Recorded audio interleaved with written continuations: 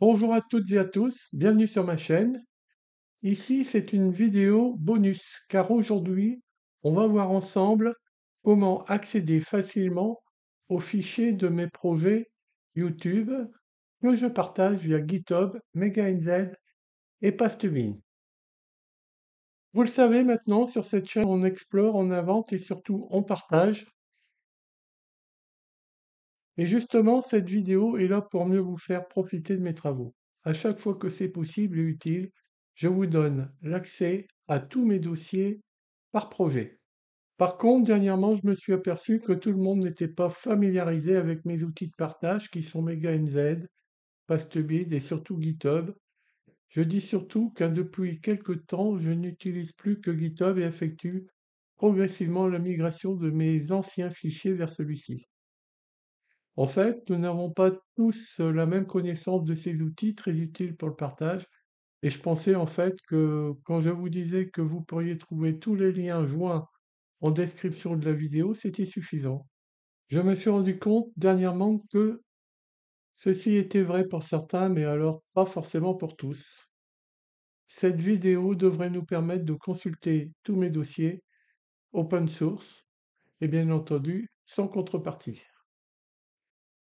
Allez, on commence. On va prendre un exemple. On va prendre la vidéo DFT A137 qui est l'alimentation multifonctionnelle évolutive. 137, c'est celle-ci.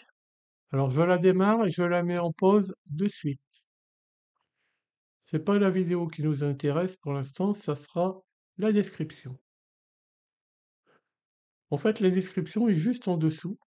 Elle est ici. Alors bien entendu, ma démonstration est faite uniquement par rapport un ordinateur, hein. Pour un portable, ça serait légèrement différent, mais si on sait le faire sur un PC, on saura le faire sur portable. Donc voilà, on fait afficher plus. Ensuite, donc vous voyez apparaître tout un tas d'informations et surtout, si j'ai introduit mes dossiers dans GitHub, vous apercevez un lien réservé à cet effet qui est ici. Cliquez dessus.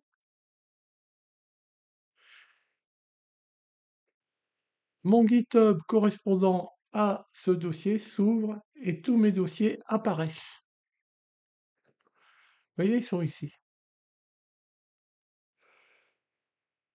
Alors surtout, ne cliquez sur aucun dossier.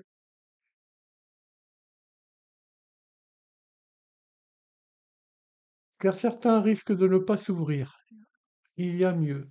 Cherchez le bouton vert qui est ici, code, et cliquez dessus. Ensuite, vous cliquez sur Download Zip. Et vous voyez ici, il y a un fichier qui s'est téléchargé.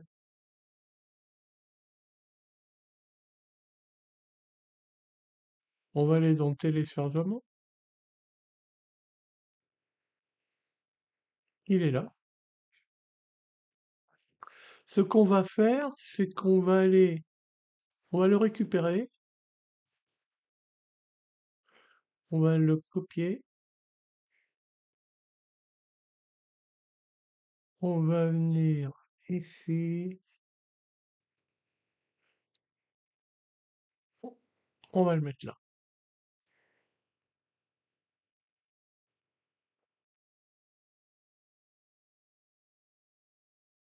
Alors si on clique sur le dossier, vous voyez, on a accès à tout. On a le Gerber, surtout ne pas cliquer dessus. Le Gerber, c'est le fichier compressé que vous devrez uploader sur le site du manufacturier de PCB, c'est-à-dire de fabricant de circuits imprimés, si vous souhaitez commander ce circuit. Il faut absolument qu'il soit compressé. Et d'ailleurs, comme manufacturier de PCB, je vous conseille fortement la société JLC PCB. Ce n'est pas de la pub, j'ai l'habitude de travailler avec eux et je n'ai jamais été déçu. En fait, vous obtiendrez 5 PCB, c'est la commande minimale. C'est vraiment de la qualité professionnelle. Ils sont percés, étamés, sérigraphiés. Pour quelques euros, avec la livraison comprise. Ça revient beaucoup moins cher de les faire réaliser par JLC-PCB que d'essayer de les fabriquer soi-même. Il n'y a aucune comparaison possible. Ils sont fournis sans composants, c'est-à-dire que c'est à vous de vous en occuper. Mais de toute façon, mes PCB sont vraiment faciles à monter, ils sont toujours assez simples, hein. Par contre, si vous n'avez pas tout suivi, si des choses ne vous paraissent pas claires, n'hésitez pas à me faire des commentaires ou des propositions. D'ailleurs, je peux déjà vous dire que dans une prochaine vidéo, je vous détaillerai comment procéder à une commande chez ce fabricant. Vous verrez, c'est très simple. Et comment choisir le meilleur type de livraison pour le coût minimum. Et oui, si vous n'êtes pas pressé à 10-15 jours, 10-15 jours, vous pouvez recevoir vos PCB vraiment pour des coûts de livraison infimes.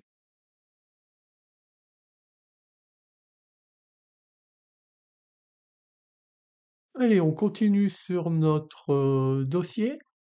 Donc on a vu les Gerber. Là maintenant, on a le datasheet, la datasheet pardon, des convertisseurs AC/DC Highlink.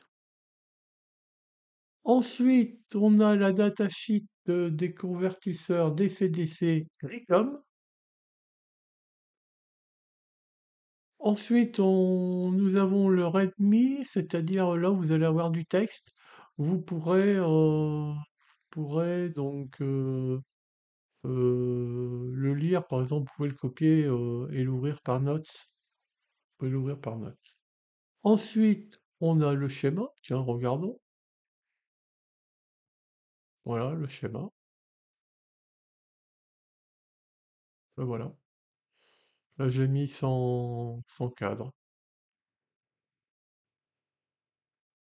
Et ensuite, on a la datasheet du convertisseur AC/DC Vigortronics. Là, voilà. Alors, vous voyez qu'on retrouve quand même pas mal de choses, hein. On a le schéma, les composants essentiels, le Gerber pour fabriquer le PCB. Mais certains vont me dire, mais où sont les codes Arduino? Pas de chance, ici il n'y en a pas, car pas besoin dans cet exemple. Il n'y a pas de microcontrôleur. On va donc prendre un autre exemple.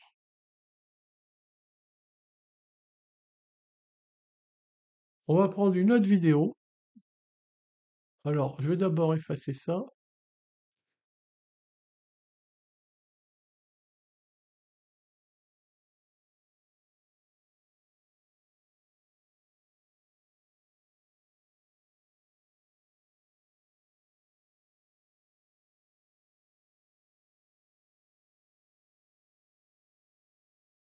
Bien, maintenant qu'on n'en a plus besoin, on va effacer le dossier qu'on avait mis ici.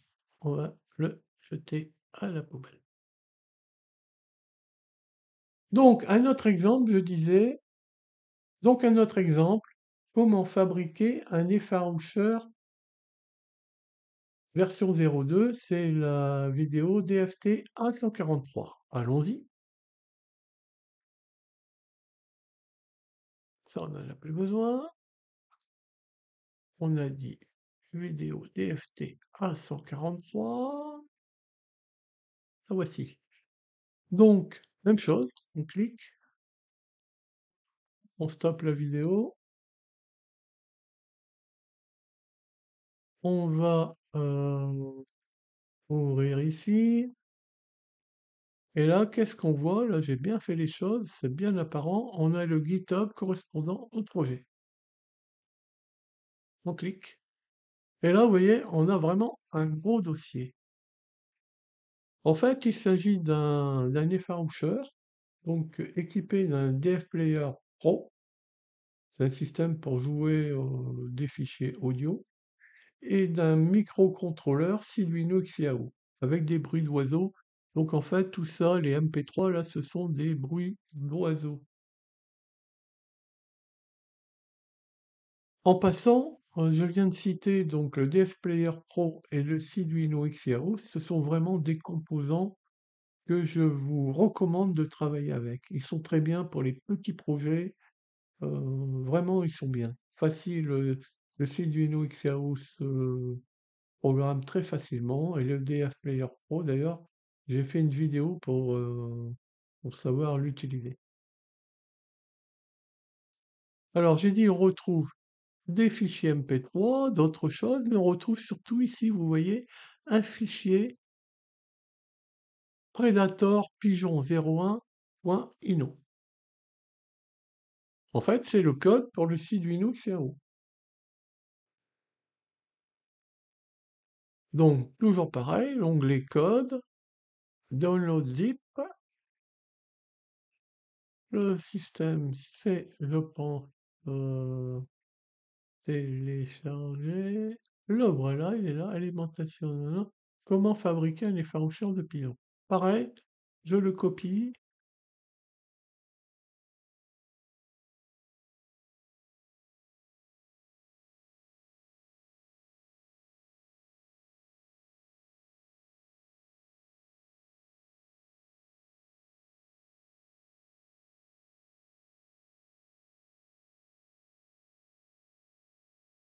On clique dessus. Donc là, on retrouve tous les dossiers, tous les fichiers qu'on avait vus tout à l'heure.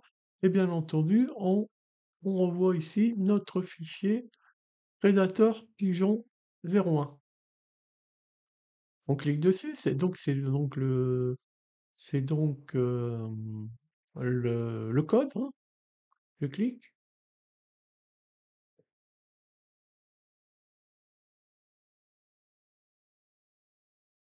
Et là, problème en fait. On voit que là, c'est pas le bon fichier qui est ouvert et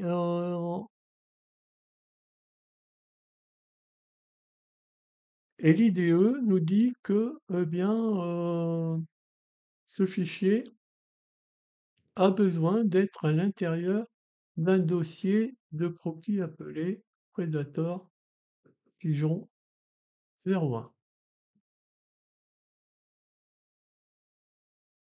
OK. Donc, on va créer ce dossier. Alors, comment faire? Comment faire?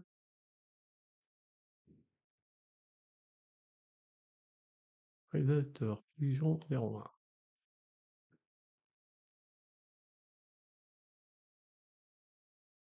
Au dossier, je crée le dossier.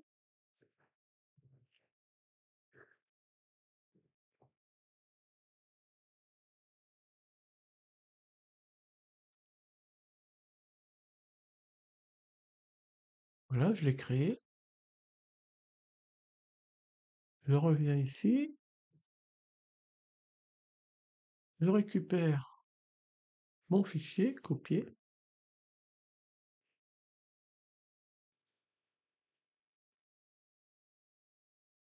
et je le colle là-dedans si j'ai pas fait de faute. Voilà, il est là.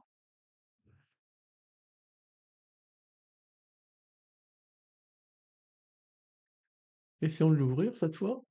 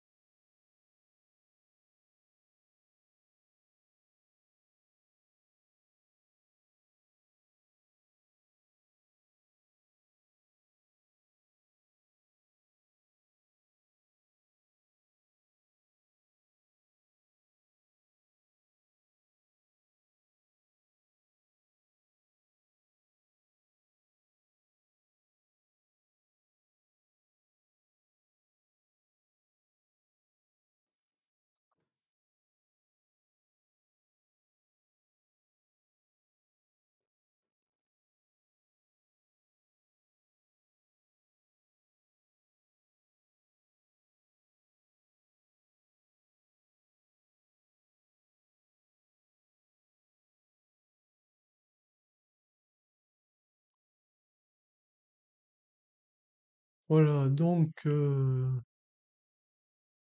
va voir ce que ça donne.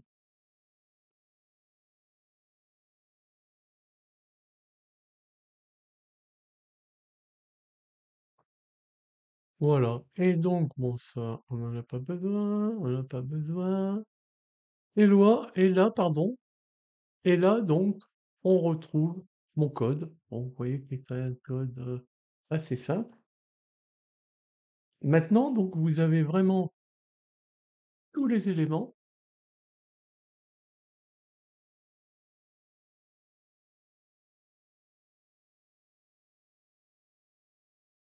Vous voyez, vous avez le dossier, vous avez pu récupérer le code. Vous avez vraiment tous les éléments pour reproduire ce projet. Alors, il se peut qu'il soit nécessaire parfois d'ajouter certaines bibliothèques ou cartes dans votre IDE Arduino. C'est normal, hein, ça c'est au fur et à mesure que vous aurez des projets, vous devrez mettre à jour votre IDE Arduino en y incluant les bibliothèques, les bonnes cartes, etc. Alors par contre, si il arrive que vous butiez sur ce point, surtout ne renoncez pas. Remontez-moi votre souci en commentaire de la vidéo concernée. Alors, comme je le disais, parfois vous allez retrouver mes fichiers non pas sous la forme GitHub, mais EgaInZ et Pastebin. Ça, c'était avant, hein, les premiers, les projets les plus anciens. Même si au fur et à mesure, hein, je commence à,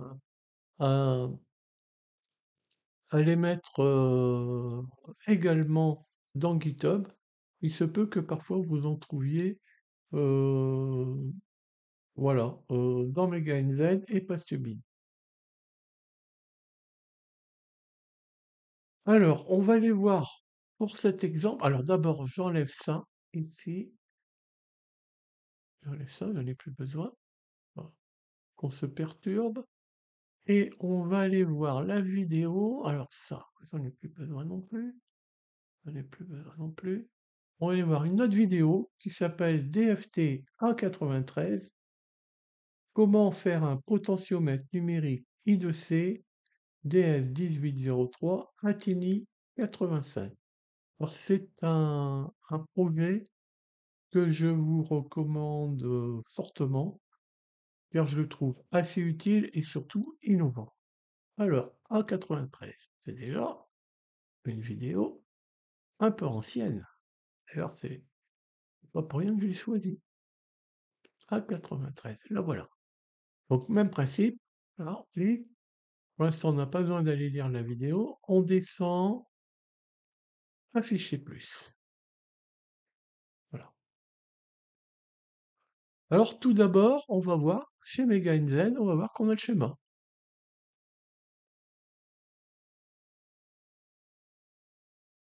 Là, et vous pouvez le télécharger. Alors voilà, vous voyez, vous pouvez le télécharger, on va pas le faire ici. Ensuite, on voit qu'on a le Gerber. Donc, je rappelle, c'est pour faire fabriquer les circuits imprimés.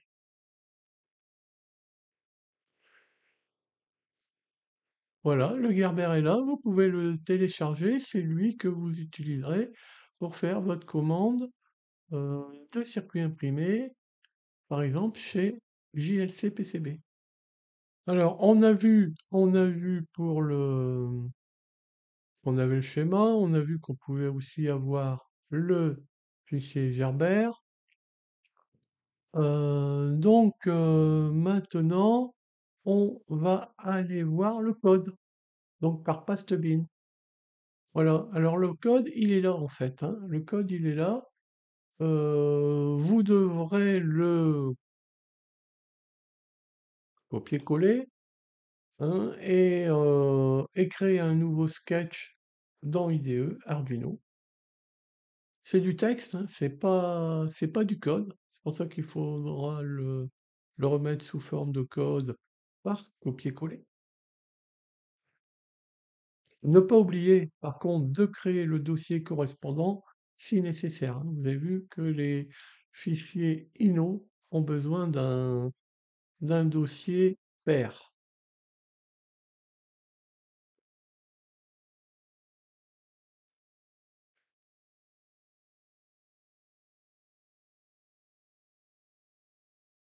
Alors, vous pouvez voir plus bas que j'ai déjà réalisé la migration vers le GitHub. On clique et là on voit qu'on a le Gerber, le schéma, le README. Bon là il n'y a pas grand-chose, voilà. Euh, j'ai même un logiciel pour tester les barrettes et j'ai le logiciel du potentiomètre numérique vitesse normale, hein, c'est-à-dire qu'on avance dans la gamme du potentiomètre par des boutons poussoirs et j'ai quelque chose qui est plus rapide, c'est-à-dire que le même temps d'appui sur le bouton poussoir va faire évoluer le potentiomètre de manière plus rapide. Voilà, vous avez différents codes pour cela.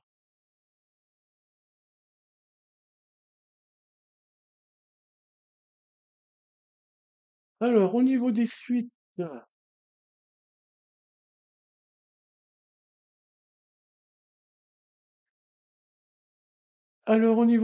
bien entendu, je vais tenir ma promesse faite dans la vidéo DFT A150, communication sans fil bidirectionnelle avec le module NRF 24L01 et le Arduino XIAO. Et donc prochainement, je me filmerai pendant la phase de design du PCB. Par contre, je dois d'abord faire les tests avec le module NRF, les modules NRF donc équipés d'antennes et d'amplificateurs, car je souhaite les rendre compatibles avec le projet. Alors peut-être dans l'attente, je ferai une petite vidéo sur ce que j'ai prévu pour nos animations de Noël à la maison. Ne la ratez pas, car peut-être vous pourrez vous en inspirer pour les fêtes. Très bien, bah écoutez, j'espère que cette vidéo vous a intéressé. Maintenant, vous avez toutes les clés pour accéder à mes projets et explorer l'électronique à fond. Mes projets, qui je le rappelle, sont entièrement gratuits. Si vous le souhaitez, pensez à liker, partager, commenter et à vous abonner, par exemple en cliquant sur moi-même en fin de vidéo. Bien sûr, cela m'incite à partager encore davantage de projets. Allez, à très bientôt pour de nouvelles vidéos.